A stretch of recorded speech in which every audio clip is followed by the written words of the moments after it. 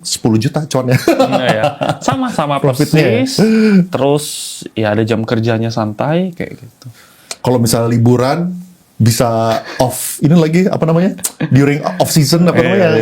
Bukan lagi high season. Bukan gitu. lagi peaknya. Bukan lagi gitu. peaknya. Ya. Gue lagi mau beli ke China di pertengahan Desember 30 juta PP. Iya. Aduh, gue dulu kurang enjoy kurang banyak liburan ya sebelum gue punya anak. Iya, trading ya. Trading kalau di Korea itu salah satu profesi yang cukup diseganin gitu. Karena ya Di sebenarnya Indonesia juga kali. di Indonesia masih setengah-setengah, masih banyak yang merasa bukan setengah-setengah, mungkin 80% masih anggap judi kayak gitu. Oh. Which is itu good for me kayak gitu. Kalau bilang saya judi ya silakan kayak gitu ya kan.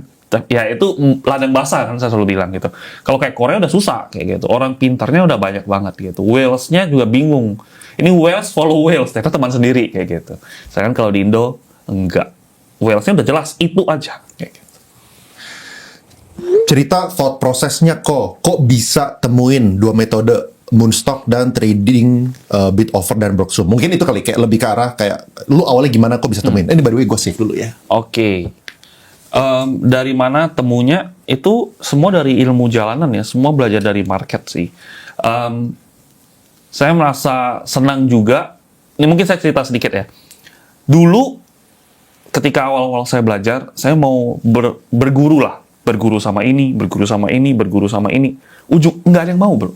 Gitu kan. Saya nggak tahu kenapa. Apakah saya saking nanya pasangan saya, emang saya sejengkelkan itu ya gitu ya. Kenapa pada nolak gua sih kayak gitu ya kan? Ngomong di mulut doang mau, tapi pas saya samperin ditolak. Ada momen Jadi maksudnya mereka udah janjian, mereka udah oke, tapi lu datang terus di luar kota udah nggak ada duit, pas-pasan saya datang keluar kota. ke Jakarta gitu maksudnya. Bukan, saya di Jakarta, Oh, gitu, Jakarta. ke daerah gitu Oke. ya kan, ke daerah mau belajar dong. Oke, saya ke daerah, dia nggak balas. Kayak gitu.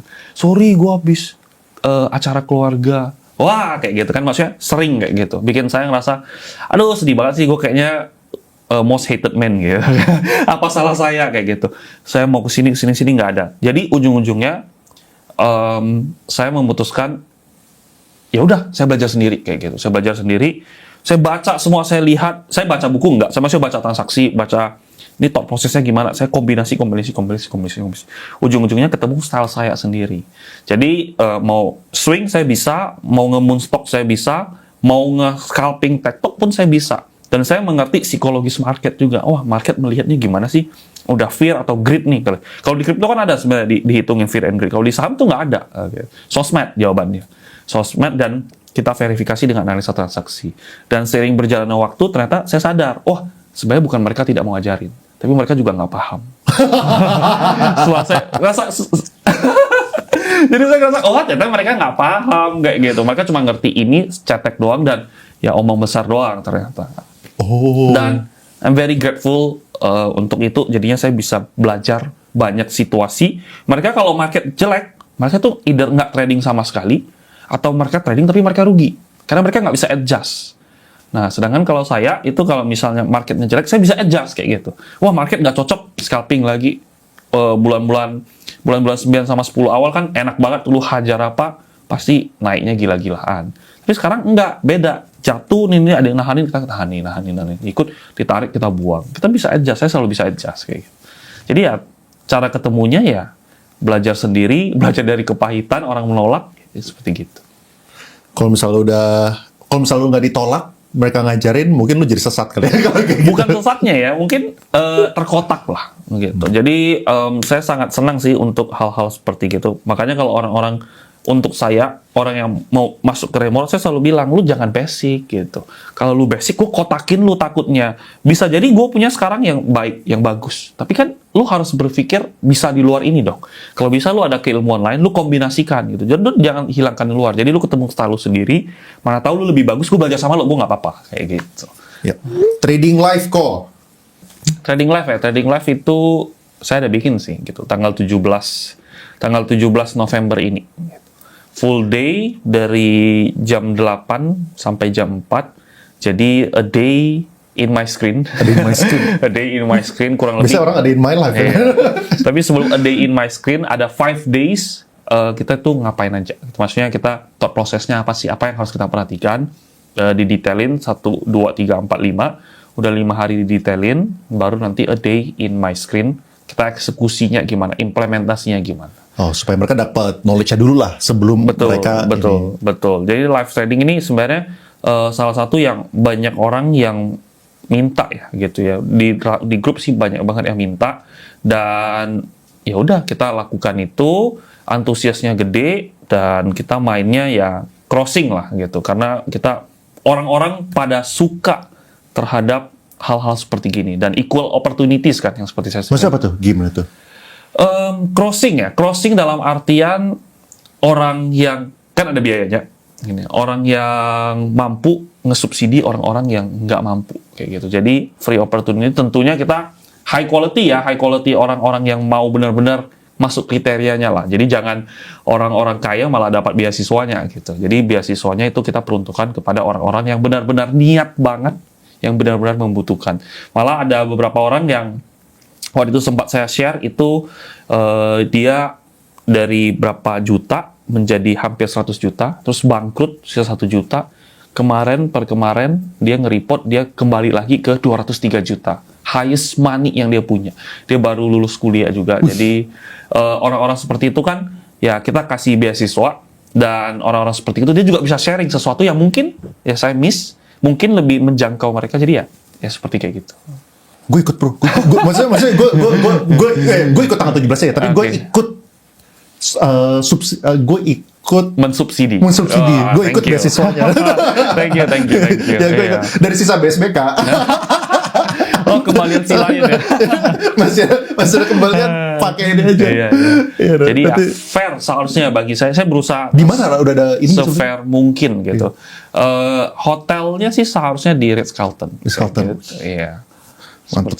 Subsidi berarti beasiswanya di Ritz-Carlton. Mereka juga bingung ya, beasiswa Ritz-Carlton. And I'm very happy to meet untuk orang-orang seperti kayak gitu, karena kan masih pure heart kan, seperti saya tadi bilang, pure heart, intensinya baik, dan biasanya orang-orang yang dari bawah itu remind me yang dulu, kok dulu tuh kayak gitu, dan gue nggak mau seperti orang-orang mentor yang saya cari yang ditinggalin gitu. Jadi ya I'm offering ya free beasiswa untuk orang-orang yang benar-benar membutuhkan dan niat. Di Ritz-Carlton. Kalau dulu di luar kota, nggak disamperin, nggak ditemuin kan. Kalau misalnya lalu yang subsidi. Gue subsidi sedikit lah, kan sisa BSBK besar, 100-200 juta lah, boleh lah. How someone like Hengki control/maintain his mental peace during his trading journey?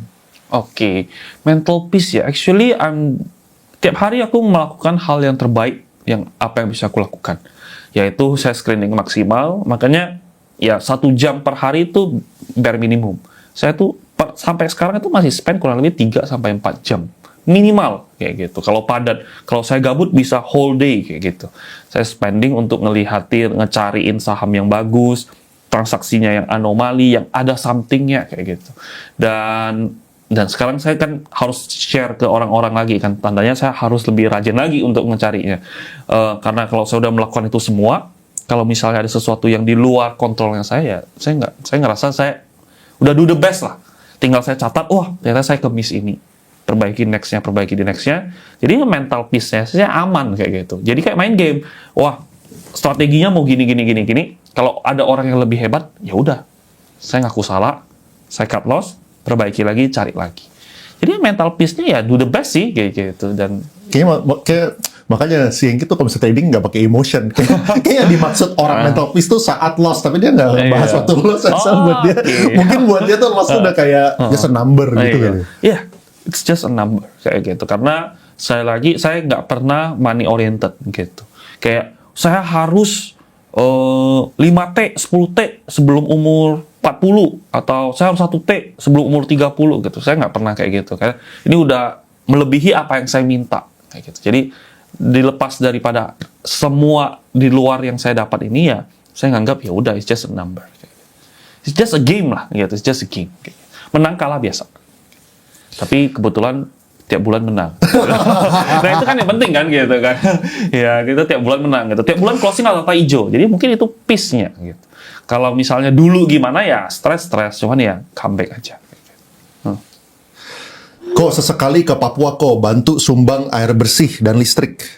Oke, itu adalah sesuatu yang saya ada pikirkan, yang mau saya lakukan. Cuman saya nggak ada resources untuk melakukan hal-hal seperti kayak gitu. Jadi mungkin lewat followers Bro Leon, kalau ada orang yang mau maintain, mau ngurus jujur gitu, I will be very happy to donate kayak gitu.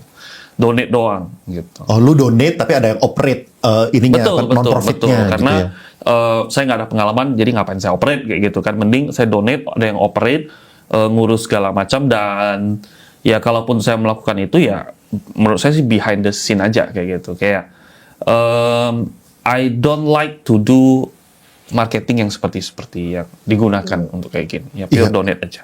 Jadi kalau ada, saya happy to chip in kayak gitu. Yang passion lu apa? Misalnya nih kan ya gue tentunya sangat support kan kalau misalnya emang Hengki pengen give back lah gitu. Mau give backnya dari segi edukasi ke orang-orang yang gak mampu. Cross subsidi itu menurut gue sangat-sangat make sense. Nomor 2, lu punya passion yang lu projects yang lu pengen salurkan uangnya itu kemana gitu? Preferensinya nggak ada. Jadi I'm very open ke apapun itu, asalkan dikelola dan di tangan orang yang benar. Gitu. Kalau bisa malahan personal gitu. Saya milih orang personal. Misal ada orang personal bukan lewat yayasan ini atau organisasi ini, nggak mau. Kalau bisa personal, wah kok ada orang yang di sini, bagian sini, gue bisa bantu ngurus segala macam, dan orang yang jujur dan segala macam, mending saya lempar ke dia gitu. Karena dia lebih tahu apa yang dibutuhkan di daerah sana kan. Gitu. Jadi seperti itu sih. Gitu. Iya, iya. Ya sebenarnya buat kasih itu tuh nggak sesimpel itu ya. Sebenarnya maksudnya ngasih itu juga butuh mikir. Soalnya kan kalau misalnya ngasih, lu transfer ke personal ini menyalurkan dengan benar atau enggak, reportager atau enggak, itu pun juga harus pikirin kan. Soalnya gue juga bisa paham pasti kan kalau misalnya kena scam sama orang yang mengatasnamakan non-profit itu kan pasti bikin kesel juga gitu. Makanya ya boleh kalau misalnya ada yang ini ya butuh bantuan dan tepat sasaran.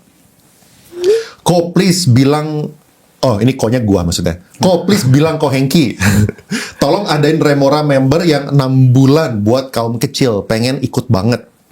Oke. Ada beberapa frase yang mungkin harus dikritisi ya. Itu satu, mau ikut banget itu seolah-olah FOMO gitu ya kan. Aku avoid orang-orang yang seperti kayak gitu karena orang-orang yang biasa masuk seperti kayak gitu tuh ekspektasinya itu di luar nalar gitu. Maksudnya, wah, gua kalau join Remora, gua tuh bisa sukses, bisa kaya dalam 1 bulan kayak gitu, which is ya impossible gitu ya kan. Saya kasih tau prosesnya segala macam, waktunya bisa lebih singkat tapi kamu tetap harus maintain your expectation.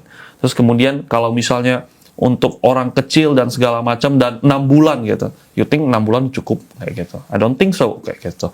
Karena ini trading itu lifestyle. Ketika kamu belajar trading, makanya find your own style, know yourself. Ketika udah, dia akan seumur hidup. Nah, kalau misalnya 6 bulan doang, ya seperti tadi mau cepat. Untuk menghindari orang kayak gitu, malahan saya pingin small circle tapi solid, yaitu I'm going to increase the price double kayak gitu. I'm going to increase the price double. Kenapa? Karena saya nggak mau orang-orang yang seperti kayak gitu ya ekspektasinya lebih tinggi. Orang biasanya harga naik tuh 10%. Kenapa double? Kenapa bukan 50% gitu? Kenapa nggak bertahap gitu? Iya, karena satu saya merasa ya I'm giving value kayak gitu, dan kedua ya saya mau solid gitu. Saya nggak mau orang maksa kayak gitu. Ngapain dipaksa sih kayak gitu ya? Trading bisa untuk semua orang, tapi bukan satu-satunya jalan gitu. Banyak jalan lagi untuk yang lain. Jadi untuk itu ya saya mau yang serius-serius aja lah kayak gitu. Ya. Kalau misalnya yang nggak mampu lewat sistem cross subsidi. Iya betul. Gitu. Yang nggak mampu ya bisa lewat cross subsidi ya. Tinggal kamu tunjukin niatmu gitu ya kan. Kamu niat, kamu benar-benar mau. Nanti pasti ada yang kontak kok gitu. Tim pasti ada yang kontak. Ini niat nih gitu. Kalau nggak dia DM. Saya DM rata-rata baca gitu. Cuman kalau apakah sekarang semua balasin? Enggak. Karena pertanyaannya ada yang, kok saham ini gimana? Ya lu mau gue balas apa? Kayak gitu ya kan. Ya gue nggak balas. Tapi rata-rata 90% gue baca kayak gitu. Beasiswa lu yang interview? Beasiswa tim yang interview kayak gitu. Cuman tim ada report juga gini. Saya juga bisa baca kayak gitu. Oke. Pernah dikomplain pasangan nggak kok trading keseringan? Enggak. Puji Tuhannya enggak gitu. Karena dari Ada awal hasilnya juga. Pas nggak ada hasil juga nggak pernah komplain. Pas lagi turun, Pas lagi turun nggak pernah komplain gitu. pas Karena lagi minus 1,7 M, nah, maksudnya very spesifik gitu. bahkan dia yang mau chip in gitu kan, dia bilang udah nih duit gua nggak banyak duit, gua nggak kaya gitu. Emang kita dari keluarga yang nggak kaya kayak gitu. Cuman it's not about the money yang dia kasih nominalnya, tapi it's about seberapa dia punya, dia kasih apa dari presentasinya. Dia kasih semua kayak gitu. Gue udah ini, kecil sih, gue gaji segini, seharusnya bisa balik modal dengan gaji gue kerja, nanti gue bayarin lu segala macam. Kayak gitu. Jadi kalau di komplain sih nggak pernah. Kayak gitu. Malah dia yang happy untuk jump in waktu itu. Jadi maksudnya bahkan saya masuk ke sungai, ada buaya, ya namanya cinta ya mungkin bego ya, dia loncat juga. Tapi ya itulah namanya cinta kayak gitu ya kan. Untung bener. Untung benar. Untung saya bisa hajar buayanya balik gitu. Digebuk Kalau buaya. nggak mati bareng gitu. Di perut yang berbeda gitu kan. Jadi nggak pernah dikomplain. Jadi kalau misalnya saya trading ya dia mengerti gitu. Anyway, trading juga ada jamnya juga kan, ada jamnya. Dan juga dulu kalau misalnya bear market juga Iya. prefer buat nyantai kan, ya liburan banyak juga sebenarnya. Betul. Jadi ya kalau ya happy lah ya, win-win lah. Dan dia juga suka kerja orangnya. Jadi kalau Dia bantuin remoran. Enggak Oh, sama enggak? sekali. Enggak sama sekali. Gitu. Saya bilang jangan daripada kita maksudnya personal kerjaan gitu. Jadi saya nggak mau campur kayak gitu. Gitu. Jadi ya happy aja kayak gitu. Koheng sama Koleon udah miliarder atau triliuner. Mungkin 100 triliuner maksudnya. Masih suka dimarahin istri / pasangan nggak gitu? Kayaknya lu dulu. Kalau kalau misalnya gue sih, gue melewati satu fase lah. Jadi gue tuh dulu sebelum married, gue engage sama istri gue yang sekarang, putus habis itu udah DP. DP-nya tau gak di mana? Di mana? Di Ritz-Carlton. Jodoh lagi di sana. Habis itu batal ya, jadi habis itu jadi lagi kita kan. Nah, jadi gue melewati fase itu ya, belajar banget lah kayak cara dengan pasangan supaya kita bisa komunikasi dengan baik kayak gimana. Nah, salah satunya ini rahasia ya, tips buat temen ya. Itu adalah kalau misalnya kita komunikasi sama pasangan gitu ya, yang gue appreciate adalah caranya itu sebagai pertanyaan, bukan sebagai pernyataan. Misalnya kayak gini, misalnya istri atau enggak dari ART lah udah masakin gitu kan, udah disiapin masakan, abis itu kita nggak makan gitu misalnya, bisa aja nanya kayak gini, kok nggak dihabisin sih gitu, ya kan udah disiapin kok nggak dihabisin sih gitu. Tapi diputar jadi pertanyaan, misalnya diputarnya jadi kamu nggak makan makanan yang udah disiapin, emangnya ada apa? Nah, jadi dikasih kesempatan untuk menjelaskan dulu gitu. Oh, penjelasannya ini. Nah, kalau misalnya penjelasan make sense, ya udah gitu kan. Jadi nggak usah dibawa kesel gitu. Nah, kalau misalnya itu menurut gue salah satu ya, mungkin ada sekitar 20 cara gitu ya untuk memberikan komunikasi, dan akhirnya nggak pernah sih, gue nggak pernah. Sekarang mungkin udah lupa kapan terakhir berantem. Oh. Jadi udah. Tapi bukannya gara-gara duit. Soalnya duitnya udah ada dari dulu. Enggak. Tapi bukan gara-gara duit sih. Soalnya faktornya lebih ke arah ketemu komunitas yang baik yang mengajarkan gua cara komunikasi kayak gimana. Soalnya dulu gua orang yang super sombong gitu. Kalau misalnya lu gimana nih? Nih triliuner masih diomelin sama calon ini. Apakah masih sering kena marah ya? Sering kena marah sih, most of it karena saya ya. Karena itu very good tips gitu. Karena mungkin komunikasi saya yang jelek gitu. Saya sering kena marah sih gitu. Cuman marahnya saya tahu karena saya gitu loh. Karena saya yang bangkeknya itu saya gitu. Gaya ngomongnya itu, sebenarnya maksudku nggak begitu gitu. Cuman kok lu ngabisin sih? Nah, kayak gitu. Betul kayak gitu. Cuman dia tahu kalau misalnya kenapa kamu nggak habisin, kan udah bayar, walaupun kita harus hargain makanan. Itu tujuanku gitu. Biasa aku ngomong kayak gitu. Cuman kadang-kadang kan ada keceplosan bawa daerah kan. Kok lu nggak habisin sih, sayang loh gitu kan. Kan ofensif. Nah, kadang dia sabar ya, kadang kena marah. Ya udah kayak gitu. Ya kalau masih sering kena marah nggak? Ya ada lah ya. 99% karena saya. Oke, sekarang kita ke saham nih. Ilmu yang mau dipelajari selain analisa transaksi, fundamental kali ya lo pernah bilang ya? Fundamental gitu. Fundamental menurut saya fundamental itu playing part yang cukup penting kayak gitu.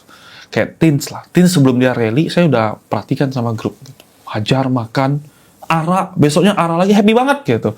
Cuman ya nggak lama lagi kita lepas gitu kan. Karena kita nggak tahu fundamentalnya gimana. Oh ternyata dia ada turnaround story, dia dapat hibah dari korupsi yang project nakal dipindahin masuk ke Tins, jadi revenue-nya akan meningkat segala macam. Itu sesuatu yang bisa saya pelajarin dan lagi saya pelajari. Gue baru rungkat 500 juta di kripto. Gue mau mulai lagi pakai modal 5 juta. Gimana caranya kok? Nah, mungkin boleh share tadi kali kan kayak misalnya tadi ya murid-murid beasiswa lu yang lu bilang dari atas mereka turun dan mereka naik lagi. Dan lu kan pasti sering lihat juga orang-orang lain yang dari atas turun tapi menghilang gitu kan. Yang beda apa? Yang beda adalah mereka nggak pernah berpikiran gua harus balik lagi ke sini. Kayak seperti tadi, gua habis rungkat 500 juta, gua trading pakai 5 juta. Ekspektasinya pasti mau balik lagi ke 500 juta. Itu money oriented. Saya against orang-orang money oriented gitu. Saya mau yang rata-rata orang mau belajar trading segala macam, termasuk saudara-saudara saya gitu ya kan, kakak saya gitu. Gue mau belajar trading dong, gue mau cuan segini gitu. Gue bilang nggak bisa, lu money oriented nggak bisa kayak gitu. Karena kalau lu money oriented, lu nggak akan cintain prosesnya. Karena kan kita nggak mungkin naik terus, kita pasti ada gini-gininya. Nah, dan ketika lagi turun, lu nggak akan mau buang barang lu, gitu. Karena lu nganggap, wah ini duit gue hilang. Karena itu money oriented, gitu. You're not playing the game. Jadi, orang-orang yang berhasil itu rata-rata orang yang enjoy, even ketika loss, gitu kan. Stres, ya nggak? Stres. Kayak si K ini yang saya cerita ini, dia nangis, gitu. Ya, karena dia bilang, nangis, gue mau makan Indomie, gue makan micinnya aja rasanya hambar. Dia bilang, Indomie-nya diginiin, terus dia gini, hambar. Kemudian itu dramatis banget sih kalau sampai nangis kayak gitu kan. Tapi ya itu wajar gitu. Cuman maintain comeback gitu, karena ini bukan masalah uangnya gitu. Masalah kok gue goblok banget ya, ini kesalahan gue kok goblok banget karena guanya gitu.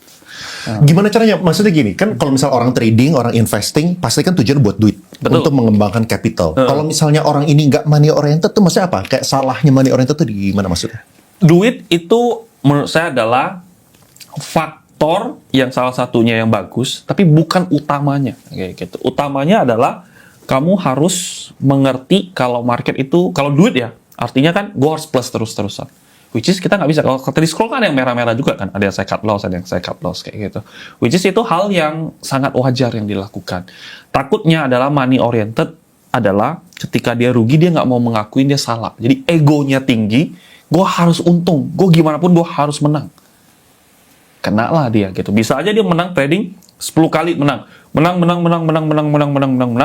Ke-11 bisa salah nggak? Bisa gitu. Dan ke-11 salah bisa nggak satu saham itu di listing? Bisa gitu. Misal beli saham, nyangkut, udah hold deh, balik lagi untung.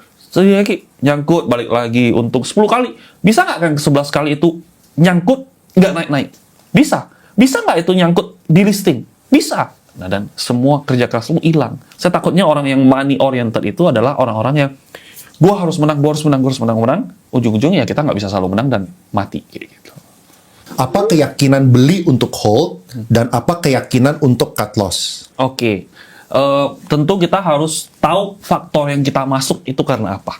Kalau kita analisa transaksinya masuk ke analisa transaksi, ya analisa transaksinya berkata sedemikian. Sebaliknya ya udah, kita harus cut. Ya, jadi kalau misalnya tesisnya salah, Tesisnya betul. langsung cut. Gitu. Betul, yang kayak misalnya panik kan saya tahu, saya sebenarnya tahu siapa yang makanin, siapa yang kumpulin, brokernya apa, efeknya berapa, saya tahu gitu. Kalau misalnya tiba-tiba dia cut loss, ya saya ikut juga kayak gitu. Mau apa kan? Follow the whales kayak gitu. Ada nggak sih yang belakangan ini yang lu cut loss gara-gara si smart money-nya juga cut loss? Ada sih kalau tadi lihat Porto Stockbit ya, itu cut-nya itu uang, sahamnya uang. Nah, jadi saya follow smart money-nya tuh ES, broker ES-nya beli, saya ikut beli. Dia waktu naik kencang, saya udah TP pucuk gitu kan. TP pucuk jatuh lagi ke effort dia, saya beli lagi gitu, ngikutin. Terus dia beli lagi, wah saya happy dong, dia beli, saya beli lagi kan. Nah, average dia jadi naik lagi. Terus kemudian turun, dia cut loss ke ARB. Besoknya dia cut loss lagi. Ya udah saya cut juga. mau ngomong apa kayak gitu ya kan. Ya always follow the whales gitu. Jadi mau itu ARB, mau itu potong 5% ya kalau misalnya whale-nya ada cabut, dan itu alasan buat alasan lu beli ya kalau misalnya dia cut, ya cut loss pun lu juga ikut cut. Jadi. Betul. Kalau misalnya bagus lagi, no baper, masuk lagi, udah beres kayak gitu. Oh, bahkan kalau misalnya dia masuk lagi, lu bakal masuk lagi. Iya kalau dia masuknya nggak manipulasi ya gitu ya. Iya, Kalau iya. dia masuknya beneran bagus ya saya nggak masalah masuk lagi. Orang kan enggak gitu. Orang kan, aduh, kenapa lu nggak beli ini? Ini bagus banget loh. Kok trauma kok dibawa turun lah, lu yang gitu trauma baper gitu kan. Kalau nggak dia udah sering untung di saham ini, dia main ini terus main ini terus kan sahamnya gini. Ada yang mau ngomongnya gini. Nah untung main terus di sini turun masih mau main gini habis juga ya menurut saya di capital market itu bukan tempat kita taruh hati. Sekarang fundamental sedang tren lagi. Apakah ada pengaruh ke gaya main Ko Hengki? Gaya main saya ya, saya gaya mainnya follow smart money. Kalau smart money-nya pindah ke fundamental, saya ikut pindah ke main-main saham-saham fundamental. Cuman kalau apakah banking, saya enggak. Specifically banking enggak. Cuman saham-saham fundamental yang lain yang bagus, ya saya ikut gitu. Kayak Java kan fundamental bagus juga gitu. Sebenarnya menarik loh. Gue inget salah satu live-nya Remora ya. Lu tuh pernah bilang banking udah mulai bagus. Gue inget kayak sebelum naik lah, sebelum Iya, BCI segala macam ada announcement whatever betul. gitu kan. Menariknya kan itu kan naik sekitar ya gue lupa berapa ya, mungkin sekitar 5%, misalnya 6%. Kenapa lu nggak masuk ke situ? Rewardnya nggak saya Kekecilan nih. iya saya kurang suka ya kayak gitu ya gitu jadinya Menarik. saya mengetahui diri saya sendiri kayak gitu loh, saya nggak bisa gitu loh naik 2%, 3%, aduh sakit banget kepala aku liatnya gitu kan. Opportunity lain ada di BRMS naik 10% nih gitu kan, nah aku prefer saham-saham yang seperti gitu. Gue dapat BRMS loh. Thank you deh. Ada. Udah apa namanya? Udah dibalikin modal BSBK, BRMS. Subsidi lagi ya. Subsidi lagi ya, balikin ada subsidi. Itu BRMS untung gue jualnya sebelum sekuritas error itu. Iya. Pas itu jadi gue pas pasang ini 1 menit kemudian sekuritas error. Iya, Waduh, gue udah thank you very much. Sempat panik sih gitu. WD untuk buat sehari-hari pas memutuskan untuk jadi full time trader yang kadang cuan kadang loss. Jadi maksudnya kayak gini, maksudnya kan lu kan jadi full time trader itu kalau nggak salah waktu 30 juta. Dulu kan, back then kan. Nah 30 juta, let's say ya, sebulan lu dapat 10%. 20% deh, 6 juta gitu kan. Nah itu lu hidupnya kayak gimana? Apakah lu dapat 6 juta, lu WD, 6 juta, WD, 30 juta, terus kayak gimana? Waktu itu saya, karena momentum lagi bagus, saya mutar terus-terusan. Dan ketika masa-masa 30 juta itu, pasangan saya kerja. Kayak gitu. Jadi saya hidup dari pasangan saya. Kayak gitu. Itu kan masa-masa COVID ya. Masa-masa COVID, kebetulan jadi nggak perlu jalan-jalan kemana-mana. Di rumah masak telur doang, makan nasi, telur. Kalau nggak nasi sama bakso. Kalau nggak nasi sama ham. Gitu doang. Gitu. Hidupnya dari sana. Kayak gitu. Jadi saya nggak pernah WD, gulung-gulung sampai 100-an, baru saya WD. Gitu. Karena, wah momennya udah oke nih, saya WD. Tapi ketika saya WD, saya tetap paksa trading main. Loss, saya top up lagi. Kayak gitu. Seperti gitu. Berarti kalau misal full time trader 30 juta harus cari pasangan yang bisa subsidi. Benar, setuju sih. Dan 30 juta untuk full time trader menurut saya sih not wise ya, gitu ya. Kalau saya terus kenapa lu lakukan Heng kalau not wise gitu? Karena saya fall in love. Itu bedanya kayak gitu loh. Jadi jangan kalian, saya punya 30 juta, cocok nih ceritanya, saya hajar juga. Jangan bro, kayak gitu, rungkat nanti gitu. Okay. Kalau itu ini nih, gue ingat ada yang nanyain tentang pasangan nih, gue lompat nih.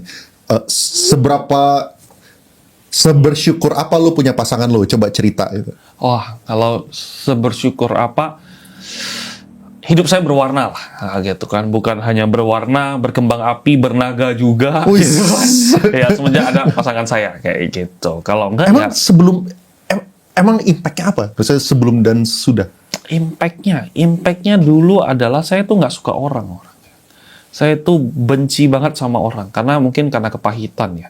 Saya tuh benci banget sama orang, kalau lihat orang ngomong tuh saya pengen tonjok gitu. Pikirannya saya kok tonjok kali ya, bacot banget sih kayak gitu.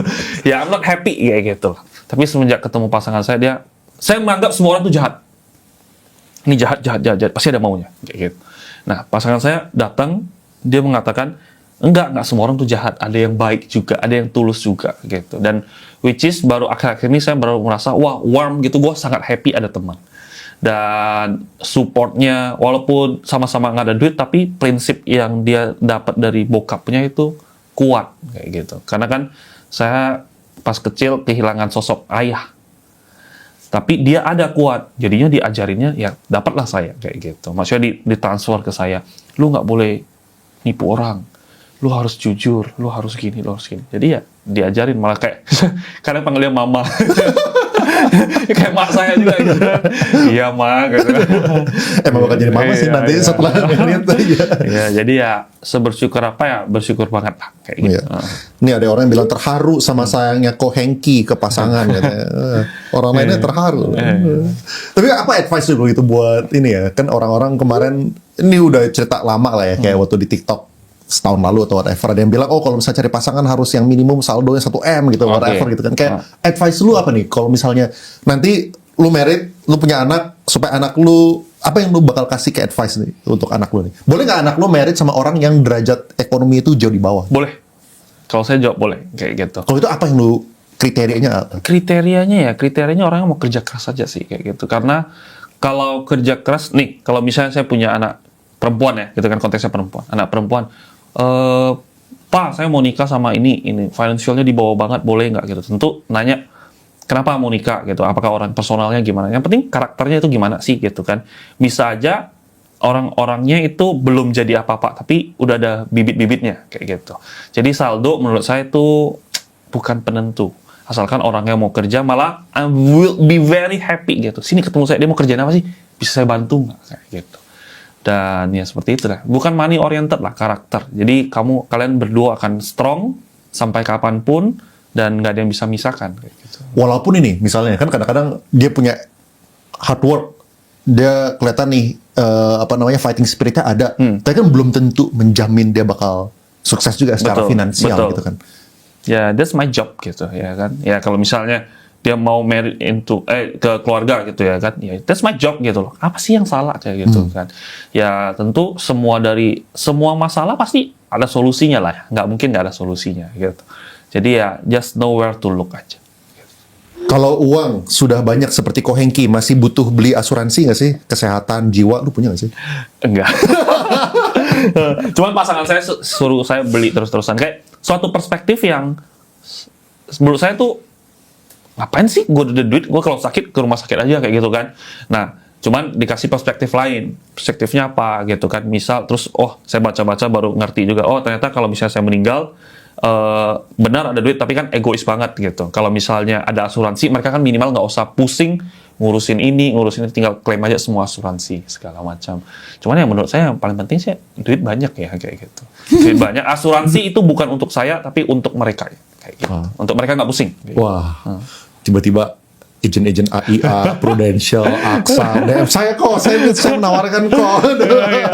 Banyak nih tiba-tiba ini. Tanggapan Ko Hengki terkait member record kelas Remora dan videonya dijual di marketplace. Pertama ya rasanya sih agak sedih ya kayak gitu ya kan. Cuman setelah dipelajarin sama tim lebih lanjut itu it's not going to work gitu. Kenapa? Karena satu, kalau kalian sadar, dulu kita tuh nggak pernah mikirin security, karena kan ya emang iseng doang kan, nggak kira bakal blow up gitu kan. Emang pure ya karena bro Leo minta, ya udah coba gitu. Terus kemudian baru kita tingkatin security-nya. Security-nya apa? Kan ada email segala macam. Dan kalau teman-teman lihat itu website post videonya itu video-video lama semua ya gitu. Dan which is ya kan saya sering live kayak gitu dari awal, start saya suka live dan saya suka live-nya mendadak kayak gitu kan. Teman-teman, ayo kita 1 jam lagi live yuk kayak gitu, dan langsung rata-rata kuotanya langsung rame kayak gitu, dan orang-orang yang mirroring kayak gitu ya muntah-muntah, pusing-pusing. Dan kalau misalnya, makanya saya increase the price lagi gitu kan. Kalau misal, dan tim itu gercep banget, saya sangat apresiasi tim. Bilang, oh ini ada nih, langsung mereka cari tahu dengan berbagai cara, ada triknya. Tentu kita jangan kasih tahu nih, mereka tahu gitu kan. Nah, langsung di ban. Jadi kita ada tim untuk nge-investigate yang kayak gini-gini. Jadi kalau mereka mirrorin, saya yakin belum balik modal mereka udah kena ban. Kayak gitu. Jadi cara mematikan orang untuk tidak mirroring adalah untuk make sure mereka tidak balik modal. Betul, mereka nggak balik modal. Mereka sebelum balik modal kita udah matiin. Mereka balik lagi, matiin lagi. Ya, malah saya happy juga terima nih. Terus duitnya buat orang beasiswa. Betul. Oh iya, betul. boleh, Win-win boleh. kan, gitu. Thank Win-win. you. Win-win. Jadi ya, dan mereka misalnya pakai recording, saya kan suka live, saya ngomong di grup segala macam. Dan mahal itu ini, gitu. Kalau kamu ngerasa recording yang beberapa hari doang bisa bikin kamu jago, ya kamu too naif kayak gitu. Ya. Silakan aja kayak gitu. Ya dan juga ini kali ya, kan market kan berubah terus kali ya. Betul. Outdated lah. Betul. Ke Afrika jadi warlord aja kok, biar nemuin makna hidup baru, duitnya dari Indo bangun Remora Kingdom. Ini orang kebanyakan nonton Avengers atau apa ya? Maksudnya kayak gitu.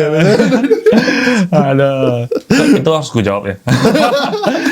Suka-suka lo, Iya. misalnya mau skip. Ya, kan mau jalan-jalan ya. Kenapa disuruh bangun bareng? Supaya lo jadi diktator. Ya, saya nggak suka attach bareng lah. Begitu. Dia free aja. Nggak beli rumah juga dia. Iya, nggak beli rumah. Iya. Tapi jadi pengen punya sih. Kenapa kok bisa? Pengen ada pohon Natal di rumah. Lah kan bisa sewa, bisa pohon Ya, Natal. lihat nanti lah. Biar pasanganku yang bikin. biasanya. Oke. Bagaimana ceritanya Ko Hengki bisa belajar dari Ko John? Oke. Kena reject juga jangan-jangan. Ko John Oh, suruh enggak. datang, langsung di reject. Kojon itu salah satu, dulu Kojon itu belum se booming sekarang lah gitu ya, maksudnya nggak banyak yang tahu waktu itu. Jadi dia itu sangat baik. Oh sini, aku bilang kok, aku chat, aku WA, balasnya cepat banget gitu. Pasti balas, kasih tahu, ngajarin advice, moral advice, mental ya. Dia banyak pushnya di mental. Dan diundang ke kantor gitu ya kan, ayo kita ngobrol gitu, diajak makan dan sejenisnya. Sampai banyak mulut-mulut orang yang asal ngomong kayak gitu loh. Maksudnya kayak gimana? Ya asal nuduh lah kayak gitu, talk shit mungkin kayak gitu ya kan. Baru dia mulai ngapain nah gitu ya kan, gue baik pun dikatain orang aneh-aneh kayak gitu, ada tujuan ada ini, makanya dia mulai menarik diri gitu. Padahal dulu dia baik banget, dia dulu sering ajak orang makan, diajarin terus dulu. Iya. Baik sih orang Jadi sih. ya laki lah ya, dibilang be early ya kan, early untuk kenal Kojon ya dulu gitu. Ko Hengki nggak mau buat tim trading kah kayak Ko John Hans? Tim Korea udah ada tim Korea. Tim trading ya, teman trading lah saya sebutnya. Teman trading, teman pikiran ada gitu. Cuman kalau tim kayak satu ruangan kumpul gitu nggak ada. Gitu. Kenapa? Kenapa lu nggak kepengen gitu? Karena saya bangun 8.40 bro. Saya bangun 8.40 gitu kan kita enjoy gitu ya. Sometimes kita call gitu kan kayak menurut lu gimana gitu, untuk ngobrol tukar pikiran gitu ada kayak gitu. Cuman kalau tim trading komit kayak gitu ya mungkin komitmen kita nggak sebesar itu. Teman-teman sih bilang sih, kok ayo gue udah bikin kantor di BSD, lu datang dong. Waduh gue nggak bangun bro, gue bilang kayak gitu. Masa gue tiap hari kayak kantor, kan nggak mau. Apa yang perlu dipelajari pemula terkait saham? Basics-nya apa yang harus mereka punya? Basics ya. Basicnya kamu harus tahu kamu mau ngapain sih gitu ya kan. Kamu mau nge-invest kah? Kamu mau nge-trading kah? Kamu mau cepet kah? Kamu mau jadi source of income kah? Atau kamu mau jadi hedging atau apa? Kamu harus tahu itu gitu. Kalau kamu nggak tahu ya nggak tahu mau masuk analisanya apa. Karena kan kalau kamu mau income, mau segala macam ya kungfunya beda-beda, jalurnya beda-beda. Jadi ya kembali lagi mengenal diri sendiri kayak gitu. Apakah memungkinkan dengan kondisi market sekarang start 10 juta trade ke 1 miliar? Itu pertanyaannya, tapi mungkin gue tambahin ini kali. Kayak menurut lu time frame yang realistis itu kayak gimana? Menurut saya sangat memungkinkan sih. Yang penerima beasiswa ini namanya si K ini sooner or later kayak gitu. Dan dia dari 1 juta ke 203 juta itu nggak sampai setahun. Itu bertop up terus? Nggak ada. Nggak Karena dia nggak ada duit. Dia nggak ada duit. Nggak ada active income. Nggak Oh dia ada. full time trader. Full time trader dari lulus kuliah. Sebelum lulus kuliah udah kita ngobrol gitu kan. Dia lulus, orang daerah juga satu kampung dengan saya gitu. Nah ya, menurut saya ini cepat atau lambat sih 1 M pertama kayak gitu. Time frame-nya berapa ya? Ya skillnya berapa dulu kayak gitu. Dia udah ada skill, dia tuh rajin banget gitu. Dari semua orang yang saya pernah ketemu, dia yang paling rajin. Kayak gitu. And he deserves it gitu. Sangat rajin, malam-malam chat, lu ngapain? Nonton Beat Over kok. Dia nonton Beat Over kayak gitu loh.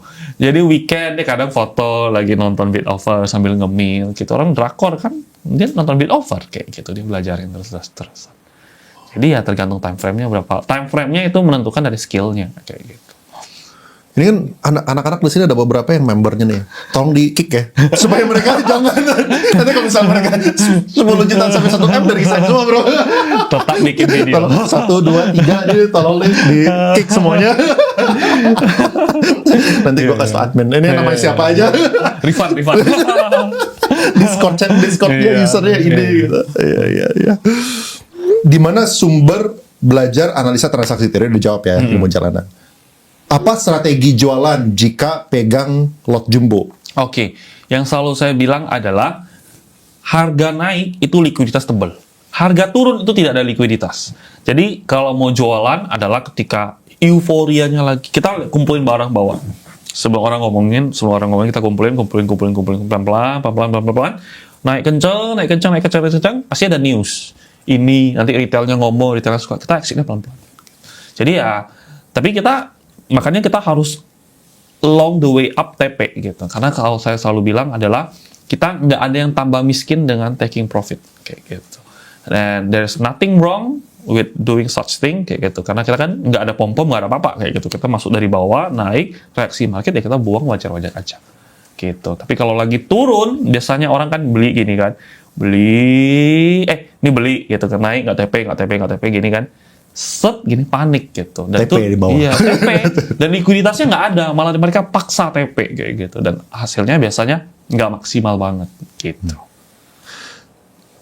Kok info gameplay untuk pemula please ya, ini nggak ada gameplay berarti ya? Soalnya beda-beda gitu kan maksudnya. Beda-beda. Mungkin gameplay untuk pemula trader apa yang harus mereka lakukan? Apakah aja trade aja kah? Ada fase satunya nggak sih yang harus mereka lewatin gitu?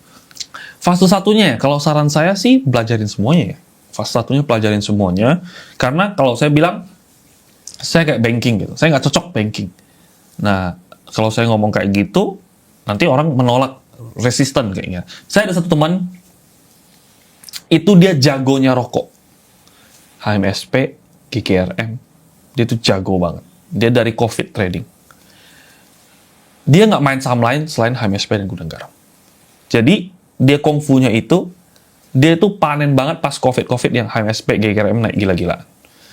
Ketika marketnya turun berapa tahun ya, mungkin Gudang Garam kan sunsetnya mungkin 3-4 tahun.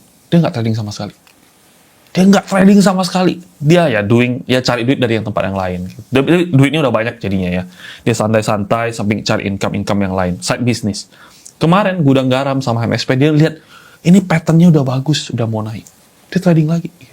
Baru naik kencang. Jadinya kembali ke style ya. Aneh sih stylenya bagi gue. Tuh kenapa nggak mau lebih luas sih? Kenapa HMSP Garam? Nggak tahu. Gue yakin kalau ini pasti ini. Dan ya udah gitu, proven. Jadi kalau menurut saya capital market itu banyak orang unik ya. Dulu juga ada orang nggak trading. Tradingnya apa? Beli saham nego. Dulu kan sebelum 50, saham 50 paling rendah, lowest, nggak bisa FCA kan. Jadi dia beli nego harga berapa? 5. Beli harga 10, mentok 5-10 dia beliin. Semua yang jelek-jelek, yang BU dia beliin 5-10. Pasti ada yang bangkit kayak gitu dia bilang. Dia bangkit di jackpot. Nah, dia jackpotnya di saham ABA sama Mari. ABA Mari dia beli nampung banyak, tiba-tiba loncat ke berapa ratus. Jackpot, MLPL, terus Cars sahamnya. Jadi ya aneh gitu. Tapi ya turns out fine gitu. Jadi menurut saya untuk pemula ya pelajarin semua, temukan kriteriamu yang mana kayak gitu. Menurut lu kalau misalnya orang kayak gitu ya, mereka bisa mengkombinasikan gitu, dapat dari sini, stylenya gitu. Thoughts lu apa? Atau bakal confused atau bisa kembalikan? Sebenarnya ini pertanyaannya gue pengen jawab sih, tapi gue tanya dia dulu soalnya bukan podcast gue. Maksudnya zaman gue bisa sebenarnya combine. Tapi pasti confused dulu. Confused dulu gitu. Justru kamu harus confused, tapi kamu ada ilmunya kan, gitu kan. Kamu confused, terus nanti kalau misalnya one day you think ini bakal berguna, you know where to look. Gitu. Itu yang paling penting. Kayak misalnya kita ada perpustakaan. Apakah orang yang punya perpustakaan pribadi yang gede banget itu dia baca semua buku? Belum tentu kayak gitu. Apakah first page sampai akhir page dia baca semua? Enggak tentu. Tapi ketika dia tahu, wah misalnya ngomongin ini, I know where to look kayak gitu. Jadi intinya ya seperti kayak gitu. Ya. Purbaya katanya mau bantai bandar saham. Apakah nanti bid offer nggak relevan lagi? Menurut saya sih ya kenapa bandar saham hubungannya bid offer ya? Bid offer kan sebenarnya semua orang gitu, retail, market maker dan sejenisnya. Mungkin following the whales-nya apakah udah nggak relevan kalau misalnya bantai bandar saham. Gue juga nggak tahu sih emang bakal bantai bandar saham. Iya, saya sih nggak dengar itu. Mungkin ya. yang ini kali, yang saham yang gorengan, yang oke. itu kali. Oke, menurut saya sih kalau misalnya beneran terjadi yang lebih pusing konglonya gitu. Kita ikutin beliau aja kayak gitu. Ikutin gameplay ya. Menurut saya nggak pernah pusing sih gitu. Ikutin gameplay, always adjust gitu. Dan kalau misalnya ada perubahan regulasi, adjustnya awal-awal paling enak. FCA waktu itu pas pertama kali muncul orang panik semua. Saya malah jackpot. Saya jackpot di BEX, jackpot beberapa saham FCA. Saya merasa, ada yang makan PBRX, aneh-aneh gitu. Tapi volumenya tiba-tiba ada yang makanin sesuai peraturan prinsip bid offer. Saya ikut makan 10% lagi, 10%. Enak banget bro gitu. Terus makanya saya hobi main FCA. Sampai sekarang orang udah rame ngomongin FCA.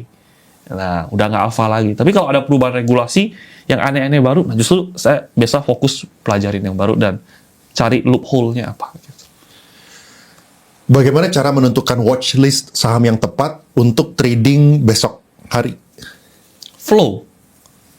Biasanya kalau saham yang bagus itu dia nggak serta-merta langsung naik kayak gitu. Pasti mereka ada yang ngumpulin di luar gitu.